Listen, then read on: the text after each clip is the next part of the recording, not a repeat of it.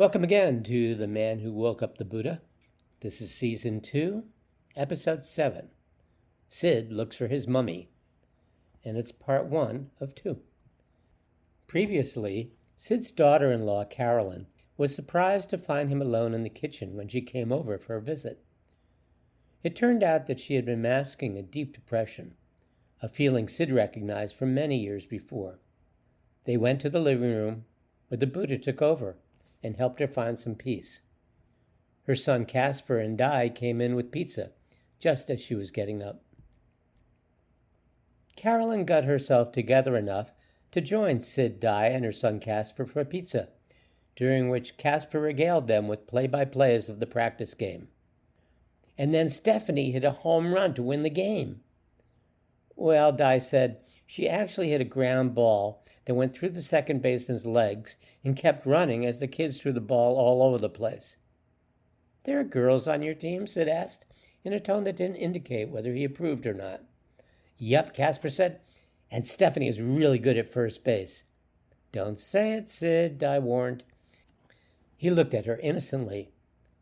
"And you'll never guess who her dad is," she continued. "Babe Ruth," Sid suggested. Casper laughed so hard his piece of pizza landed on the floor. "You have 10 seconds, Sid said, explaining the 10-second rule as Casper retrieved it. "Who, Di?" Carolyn asked, tentatively joining the conversation. "Todd the Anesthesiologist." Carolyn laughed wholeheartedly, which made the Buddha and Sid smile. "Abby is going to be so jealous." "What?" Casper asked. "Tell you later, honey. Did you talk to him?" "Of course," Di said. "You'll never guess what he told me." What a great patient I was?" Sid said hopefully. How impressed he was by how long it took for his drugs to work?" "Actually, no, Sid. He said you made it to 7 counting backwards before you were gone. And he told me the first thing you said when you woke up." "Something wise and profound, I assumed." Sid grinned. The Buddha chuckled. He had to be there, he thought. Fortunately, he had been. "Todd said that you said, and I quote, 'Greetings, humans. Please remove bandages. Wine god bad. Bread stale. Let my spirit go. I want my mummy.'" "You mean like mummies in Egypt?" Casper said excitedly. "I just got a picture book about pharaohs and pyramids and stuff out of the library." "Anytime I really want to learn something, Casper, I go to the children's room, so it's a good habit for you to get into." Seeing Casper's confusion at his inscrutable logic, Sid added, "It's a fine line between the sublime and the ridiculous, Casper." Which confused Casper even more. He looked at his mom, who was trying not to laugh, so he tried not to laugh either. "Well," Di said, pointing at the bandages around Sid's head, "you're making an excellent start with that turban up there." "It's really cool," Casper said enthusiastically. "They wrapped the pharaohs up because they thought they might need to have their bodies after they died. Left some food and everything." Sid got a little frisson. "Carolyn, may Casper say a bit longer?" "Can I, Mom?" "Okay," she said hesitantly. "Not too long, though. We have to get you back on schedule before school starts." "Sit at the foot of the bed, would you, Casper? It hurts for your grandfather," to turn his head. "Now, my youngest loyal grandson, it's time I told you about my surgery in detail." Sid proceeded to explain that an evil doctor had numbed his head with epinephrine, kind of like Novocaine at the dentist, he added. Then he'd cut into his skull with a really sharp curved blade and peeled back the 2 sides until he could reach in and scoop up as much as he could of that nasty little tumor. "They really opened your brain up? Wow!" Casper was blessedly free of the filters that came between Sid's unbridled imagination and his older cousin's occasional unwillingness to suspend disbelief. Casper had no disbelief to suspend. Now he scrunched his face like he was about to watch a scary movie. Sid could already picture him on the playground, giving an increasingly dramatic play-by-play to an adoring throng of little girls with pigtails and hair braids. The kid was so cute that grown-up women found themselves wishing they could be 8 years old again. "But the real cool thing was the pharaohs," Sid said, "since you were becoming an expert in the subject." Casper tried not to giggle. "Yes, Sid Grandpa, what can I tell you?" "Well, first, who was the first pharaoh?" Gee, the only ones I read about are like King Tut. No, not him.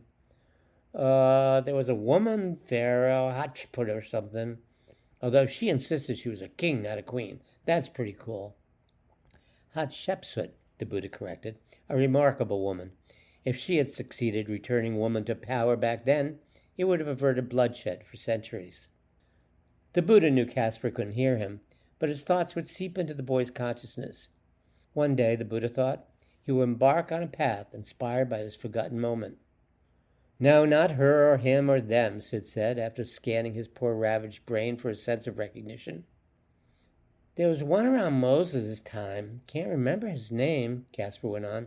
Arknaut, something or other. He thought the sun was the one god. Sid felt nothing. Nope, not that sun guy. Akhenaten, the Buddha explained, reminiscing. Moses' soulmate, united around the vision of one god. Only humans could have turned oneness into a weapon, he thought, shaking his head. Still, he said it fondly, as few folk besides the Buddha can when confronted with human absurdity.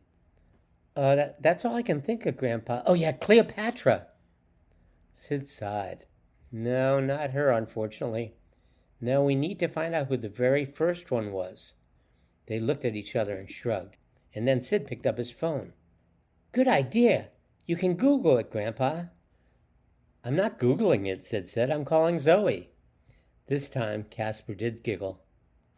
I'll put it on speaker. Sid, Grandpa! Zoe sounded like she just won $1 million lottery. I'm here with Casper. Hi, Casper. Make that 2 million. Hi, Zoe. We're talking about pharaohs. That's such a coincidence. I've been thinking about mummification ever since I saw Grandpa's bandages. Sid and Casper grinned at each other. Zoe was always a step ahead, if not several miles. What do you want to know? Sid laughed. How do you know we want to know something? Zoe laughed. Well, maybe I just wanted to know what you did today, Sid said, grasping at the nearest straw. Oh, we had a chess tournament at the kids' center. You win, Zoe? Casper asked. Casper, of course she did, Sid said. Just my age group, Zoe said, as if admitting defeat. So, Zoe, Sid said with what passed for seriousness, Casper here and I want to know who the very first pharaoh was. Oh, Menes, Zoe said without hesitation, as if Sid had asked her who was buried in Grant's tomb. Do you want me to tell you what I know about him? Zoe's follow-up questions were becoming increasingly like ChatGPT's. Oh, Zoe, I'm sorry, Sid said, knowing it would make his head hurt even more to listen to a Zoe dissertation. Casper has to go soon, and I get tired easily. Maybe you can give me more Menes information later. Oh, of course, Grandpa, you need your rest. She made it sound like doctor's orders. Thanks, Zoe. Don't know what I'd do without you. I don't know what I'd do without you either, Grandpa. You too, Casper. Okay, talk later. Bye. Make it 3 million. Menes, Sid thought. Bingo. To be continued.